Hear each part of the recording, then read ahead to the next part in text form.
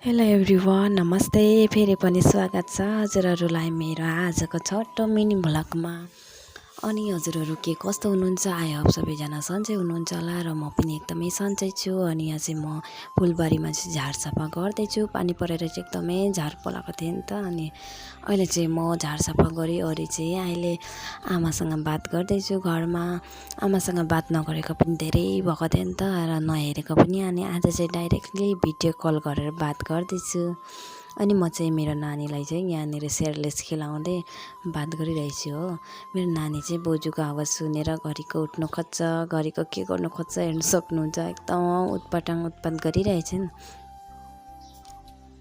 र हाम्रो आमा छोरीको चाहिँ एकदमै लामो गफ चलिरहेछ है। काकाको के को कुरा निस्किएर कहिलेको अब कुरा हुन्छ नि त, पहिलेको सम्झनाहरू।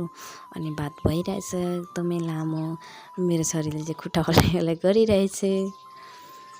र अहिले चाहिँ हामी आइपुगेको छौँ बर्थडे खानु भनेर। यहाँ चाहिँ हाम्रो गाउँमा सानो एउटा बुनुको बर्थडे हो, फर्स्ट बर्थडे, 1 वर्ष पुगेको। अनि उसलाई चाहिँ निन्द्रा लागेर एकदमै रोएर गेजु गरिरहेछ, हेर्नु सक्नुहुन्छ। मानेकै छैन नि त, कैसँग पनि रोएर निन्द्रा लागेछ नि त उसलाई चाहिँ।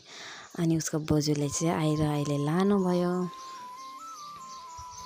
र यहाँ चाहिँ हेर्नु सक्नुहुन्छ हामी छोरी मान्छेको गफसफ चलिरहेछ। अब के गफ निस्किन्छ नि त। अनि बसेर गफ गरिरहेछौँ। अहिले चाहिँ हामी खाना खानु गयौँ किचनमा, हेर्नु सक्नुहुन्छ।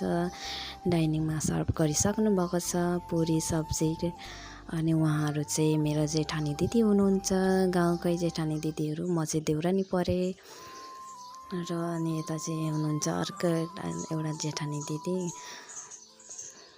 एकदमै फुर्ती हुनुहुन्छ नि त सबैजना। अनि गफ गर्दै खाइरहेछौँ। र अहिलेलाई यति नै, भेटौँला नेक्स्ट ब्लगमा। Bye by.